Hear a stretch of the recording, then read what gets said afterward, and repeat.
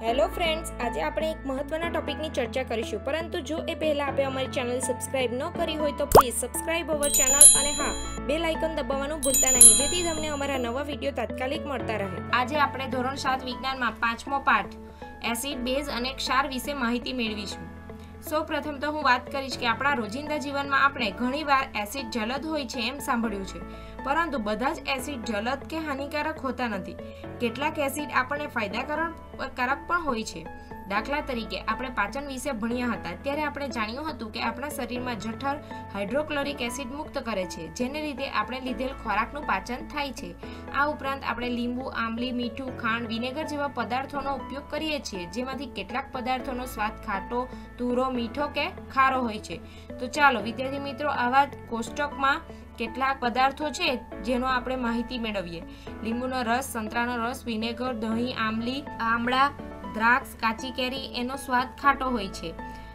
એ ઉપરાંત સાકર અને દ્રાક્ષનો સ્વાદ મીઠો હોય છે। આ સાથે જે મીઠું છે એનો સ્વાદ ખારો હોય છે, અને ખાવાના સોડા એટલે કે જે બેકિંગ સોડા છે એનો સ્વાદ તુરો હોય છે। તો આ તમારું ચોપડીમાં આપવામાં આવેલ કોષ્ટક છે જે તમારે ભરી દેવું। હવે આપણે જાણીએ એસિડ અને બેઝ। તો સૌથી પહેલા તો એસિડ કોને કહેવાય અને બેઝ કોને કહેવાય, એના માટે મેં સૌથી પહેલા એની બેઝિક માહિતી સાથે તફાવત પણ અહીં જણાવી દેવામાં આવેલો છે એસિડ અને બેઝનો। તો એસિડ એ સ્વાદે ખાટા હોય છે, જ્યારે બેઝ એ સ્વાદે તુરા અને સ્પર્શે ચીકણા હોય છે। એ જ રીતે જો એસિડની ચકાસણી કરવી હોય તો આપણે લિટમસ પત્રનો ઉપયોગ કરવો પડે, અને એસિડ એ ભૂરા લિટમસને લાલ બનાવે છે અને બેઝ એ લાલ લિટમસને ભૂરું બનાવે છે। એ જ રીતે એસિડ ફિનોલ્ફથેલિનના દ્રાવણ સાથે રંગવિહીન બને છે, જ્યારે બેઝ એ ફિનોલ્ફથેલિનના દ્રાવણ સાથે ગુલાબી રંગ મેળવે છે। તો વિદ્યાર્થી મિત્રો, એસિડમાં કયા કયા આવે? તો દહીં, લીંબુનો રસ, નારંગીનો રસ અને વિનેગરનો સ્વાદ ખાટો હોય છે। તો આવા જે ખાટા સ્વાદવાળા જે પદાર્થો હોય છે એ એસિડને કારણે હોય છે, અને આ પદાર્થનો રાસાયણિક ગુણધર્મ એસિડિક હોય છે। તો એસિડ શબ્દની ઉત્પત્તિ સૌથી પહેલા ક્યારે થઈ કે ક્યાં થઈ? તો લેટિન શબ્દ પરથી, એશિયર પરથી એસિડ બન્યો છે, જેનો અર્થ ખટાશ એવો થાય છે। આ પદાર્થમાં રહેલો એસિડ કુદરતી એસિડ હોય છે। એ ઉપરાંત હાઇડ્રોક્લોરિક એસિડ, સલ્ફ્યુરિક એસિડ અને નાઇટ્રિક એસિડ જલદ હોય છે। આ પ્રયોગશાળામાં વપરાતા એસિડો છે। એ ઉપરાંત જેનો આપણે ઘણીવાર ઉપયોગ કરીએ છીએ, બેકિંગ સોડા, જેને ખાવાનો સોડા પણ કહીએ છીએ। તો એ ખાવાનો સોડાનો સ્વાદ કેવો હોય છે? તો બેકિંગ સોડાનો સ્વાદ તુરો હોય છે। જે પદાર્થોનો સ્વાદ તુરા અને તેમને સ્પર્શ કરવાથી સાબુ જેવા ચીકણા હોય છે તેમને બેઝ કહે છે। સોડિયમ હાઇડ્રોક્સાઇડ, પોટેશિયમ હાઇડ્રોક્સાઇડ જલદ બેઝ હોય છે, અને આ પ્રયોગશાળામાં વપરાય છે। હવે વિદ્યાર્થી મિત્રો, અહીં કેટલાક એવા જ કુદરતી એસિડ આપવામાં આવ્યા છે, અને આ ચોપડીમાં પણ કોષ્ટક છે, તમે તેમાંથી પણ વાંચી શકો। એસિડનું નામ ને શેમાં જોવા મળે? તો એસિટિક એસિડ તો વિનેગરમાં, ફોર્મિક એસિડ કીડીના ડંખમાં, સાઇટ્રિક એસિડ નારંગી ને લીંબુ જેવા ખાટા ફળોમાં, લેક્ટિક એસિડ દહીંમાં, ઓક્ઝેલિક એસિડ પાલકમાં, એસ્કોર્બિક એસિડ આમળા અને સાઇટ્રસ ફળોમાં, ટાર્ટરિક એસિડ આંબલી, દ્રાક્ષ અને કાચી કેરીમાં। આ ઉપરાંત સફરજનમાં મેલિક એસિડ પણ આવે છે। આ સાથે બેઝનું નામ અને શેમાં જોવા મળે? તો કેલ્શિયમ હાઇડ્રોક્સાઇડ ચૂનાની નીતરિયા પાણીમાં, એમોનિયમ હાઇડ્રોક્સાઇડ કાચ સાફ કરવાના પ્રવાહીમાં, જે આપણે ક્લીનર લાવીએ એની અંદર એમોનિયમ હાઇડ્રોક્સાઇડ હોય, સોડિયમ હાઇડ્રોક્સાઇડ જે અથવા તો પોટેશિયમ હાઇડ્રોક્સાઇડ જે સાબુમાં જોવા મળે એ બેઝ છે, મેગ્નેશિયમ હાઇડ્રોક્સાઇડ જે મિલ્ક ઓફ મેગ્નેશિયામાં જોવા મળે। હવે તમે મેડિકલમાં પણ જાઓ તો તમને મિલ્ક ઓફ મેગ્નેશિયમની એક બોટલ મળી શકે, જેનો આપણે દવા તરીકે ઉપયોગ કરીએ છીએ। કોઈ પણ પદાર્થ એસિડ છે કે બેઝ તેનું પરીક્ષણ કરવા માટે ખાસ પ્રકારના પદાર્થોનો ઉપયોગ કરવામાં આવે છે। તો એ પદાર્થોને કહેવામાં આવે છે સૂચક। જ્યારે સૂચકને એસિડ કે બેઝ પદાર્થના દ્રાવણમાં નાખવામાં આવે ત્યારે એનો રંગ બદલાઈ જાય છે। તો સૂચક કયા કયા છે? તો એમાં આવશે હળદર, લિટમસ પત્ર અને જાસૂદની પાંદડીઓ। એટલે કે તમારે જો કોઈ પદાર્થ એસિડ છે કે બેઝ એની ચકાસણી કરવી હોય તો તમને સૂચકની જરૂર પડે, અને સૂચક આપણને બતાવશે કે એસિડ પદાર્થ હશે તો એનો રંગ બદલાઈ જાય છે, બેઝ હશે તો એનો રંગ પણ બદલાય છે। તો હવે ફિનોલ્ફથેલિન અને મિથાઇલ ઓરેન્જ આ બે એવા રસાયણો છે જે તટસ્થીકરણની પ્રક્રિયા માટે વપરાય છે અને જનરલી પ્રયોગશાળામાં જોવા મળે છે. હવે આપણી આસપાસના કુદરતી સૂચકો વિશે આપણે જાણીશું, જેમાં આવે છે સૌથી પહેલા જે સૂચકની અંદર આપણે 3 સૂચકો, એક હળદર, લિટમસ પત્ર અને જાસૂદની પાંદડીઓ. તો એની અંદર આપણે જોઈશું લિટમસ કે એક પ્રાકૃતિક રંજક. પ્રાકૃતિક એટલે કે આપણને કુદરતમાંથી જ લિટમસ મળે છે. અહીં તમે જોઈ શકો છો ચિત્રમાં, તમને આ તરફનું ચિત્ર એ તમારી ચોપડીમાં આપવામાં આવ્યું છે. અહીં લાલ અને ભૂરું લિટમસ પત્ર આપવામાં આવ્યું છે, એવી જ રીતે લાલ અને ભૂરું લિટમસ પત્ર. અને અહીં જે વનસ્પતિ આપવામાં આવી છે એ લાઇકેન છે. આ વનસ્પતિ છે લાઇકેન. સૌથી વધુ ઉપયોગમાં લેવામાં આવતો સૂચક એ લિટમસ છે. લિટમસ લાઇકેન વનસ્પતિમાંથી મેળવવામાં આવે છે. લિટમસનો નિસ્યંદન પાણીમાં રંગ જાંબુડિયો બને છે. લિટમસ એસિડ દ્રાવણમાં લાલ રંગ ધારણ કરે છે અને લિટમસ બેઝ દ્રાવણમાં ભૂરો રંગ ધારણ કરે છે. લિટમસ દ્રાવણ સ્વરૂપે અથવા કાગળની પટ્ટીઓના સ્વરૂપે જોવા મળે છે. લિટમસ પત્ર ભૂરા અને લાલ રંગના હોય છે. તમે અહીં ચિત્રમાં જોયું કે એક લાલ છે અને એક ભૂરું છે. અહીં પણ એ તમે જોઈ શકો છો. આ જે છે એ લિટમસ પત્ર છે, આ ભૂરું લિટમસ પત્ર છે, પરંતુ એને એસિડના જે દ્રાવણ છે એની અંદર ડુબાડવામાં આવે તો આ જે ભૂરું લિટમસ પત્ર એ લાલ બને છે અને લાલ લિટમસ પત્રને જો બેઝના દ્રાવણમાં મેળવવામાં આવે તો લાલ લિટમસ પત્ર ભૂરું બને છે. અહીં એ જ બતાવવામાં આવ્યું છે. આ લિટમસ પત્રો છે, આ લાલ અને આ ભૂરું. તો જ્યારે એસિડ હોય છે તે ભૂરું ને લાલ બનાવે છે લિટમસ પત્રને, અને જે આલ્કલિક એટલે કે બેઝ હોય છે તે રેડ ને બ્લુ બનાવે છે, જે અહીં તમે જોઈ શકો છો. તો હવે વિદ્યાર્થી મિત્રો, આ જે લિટમસ પત્ર છે લાલ અને ભૂરું, એની મદદથી આપણે કેટલાક દ્રાવણો કે પદાર્થો એસિડિક છે કે બેઝ તે ચકાસી શકીએ છીએ. તો તમને ચોપડીમાં એક પ્રવૃત્તિ આપવામાં આવી છે, અહીં આપણે એ જ લીધી છે અને એની અંદર માત્ર લિટમસ પત્રોની જ આકૃતિ છે, બીજી કશી છે નહીં, એટલે અહીં મેં આકૃતિ આપી નથી. હેતુ લાલ લિટમસ પત્ર અને ભૂરા લિટમસ પત્રની મદદથી આપેલ જુદા જુદા દ્રાવણોને એસિડિક છે કે બેઝિક છે તે તપાસવા. સાધન સામગ્રી: કસનળી, દ્રપર, પાણી. આપેલ પદાર્થો, અહીં આપેલ પદાર્થો ઘણા બધા છે એટલે મેં સીધા કોષ્ટકમાં જ લીધા છે. એક કસનળીમાં થોડું લીંબુનો રસ લઈ તેમાં થોડું પાણી મિશ્રણ કરવાનું અને દ્રપણની મદદથી લીંબુના રસમાં 2-3 ટીપા લાલ લિટમસ પત્ર પર નાખવાના અને જોવાનું કે લાલ લિટમસ પત્ર કેવા રંગનું બને છે. આ જ રીતે લીંબુના રસના 2-3 ટીપા ભૂરા લિટમસ પત્ર પર નાખવાનું અને ચેક કરવાનું કે કેવા રંગનું લિટમસ બને છે. તો આ પ્રવૃત્તિ બાકી રહેલ પદાર્થો માટે પણ સેમ કરવાની.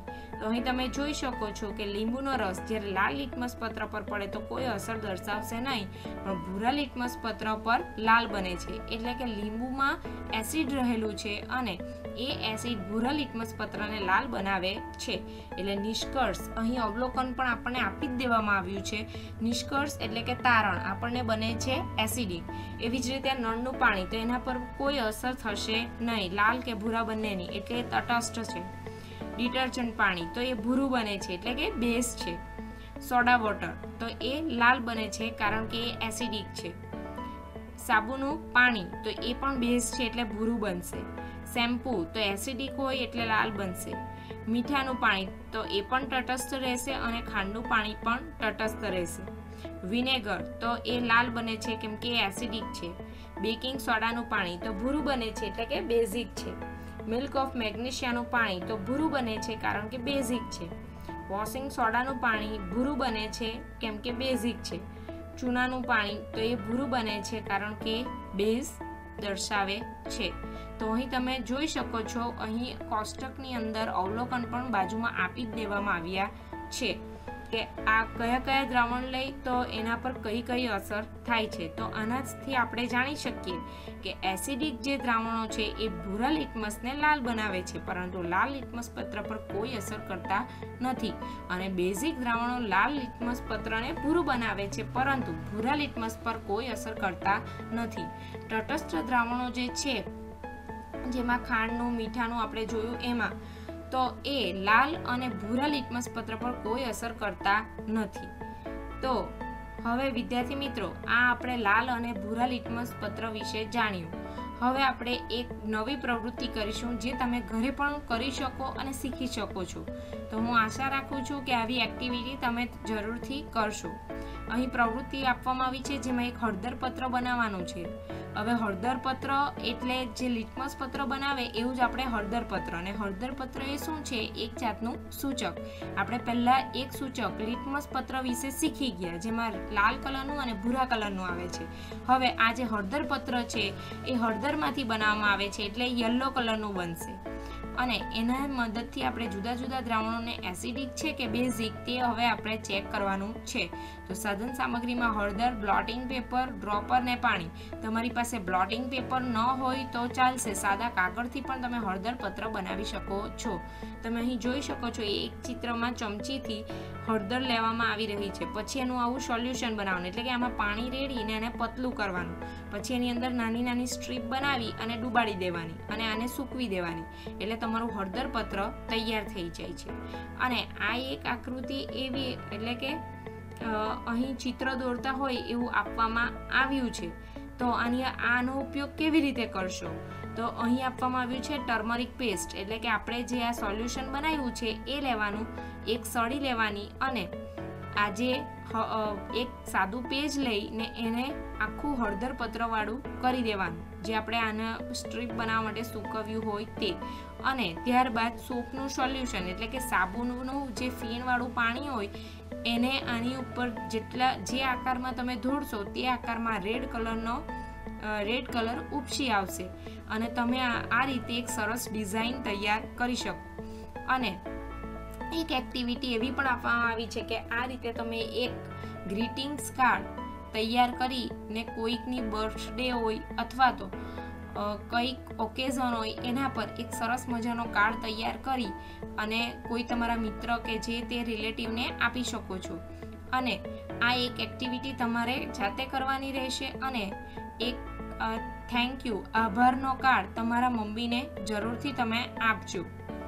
તો ચાલો આપણે હવે જોઈએ કે આ હળદર પત્ર દ્વારા આપણે એસિડ છે કે બેઝ પદાર્થો કેવી રીતે જાણી શકીએ.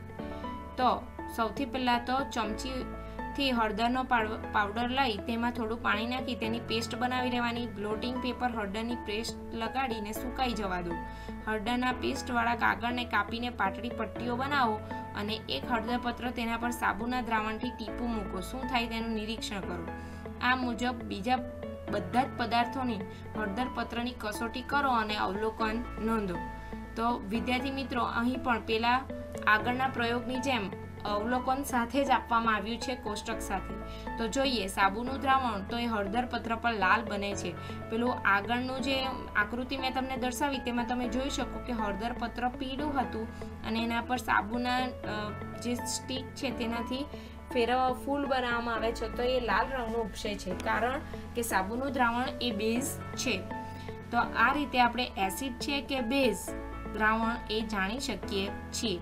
એ જ રીતે લીંબુનો રસ, તો એ એસિડિક છે. નારંગીનો પણ એસિડિક, વિનેગર પણ એસિડિક, અને milk of magnesia A acidity માટે વપરાય છે. તો એ લાલ રંગ બને છે કારણ કે બેઝિક છે, એસિડને તટસ્થ કરવા માટે વપરાય. બેકિંગ સોડાનું દ્રાવણ, તો એ લાલ બને છે, બેઝિક છે. ચૂનાનું પાણી લાલ બને છે, બેઝિક છે. ખાંડનું દ્રાવણ અને મીઠાનું દ્રાવણ તટસ્થ છે, એમાં કોઈ જ હળદર પત્ર પર અસર થતી નથી. તો વિદ્યાર્થી મિત્રો, આ રીતે તમે પણ એક હળદર પત્ર બનાવી અને આ એક્ટિવિટી ઘરે જાતે કરી શકો છો. જેટલી વસ્તુ આપણને ઘરમાંથી મળતી હોય એનો તમે ઉપયોગ કરજો. હવે આપણે નિર્ણય પર પહોંચીએ કે હળદર પત્ર બેઝિક દ્રાવણો સાથે લાલ રંગ આપે છે અને દ્રાવણોની હળદર પત્ર પર કોઈ અસર થતી નથી, એટલે કે તેનો રંગ પીળો ને પીળો જ રહે છે. તો હવે વિદ્યાર્થી મિત્રો, હું આશા રાખું છું કે આ બે પ્રયોગમાં તમને ખ્યાલ આવી ગયો હશે. હવે વિદ્યાર્થી મિત્રો, અહીં આપવામાં આવેલા જે ક્વેશ્ચન છે એના આન્સર તમારે લખવાના રહેશે. Thank you.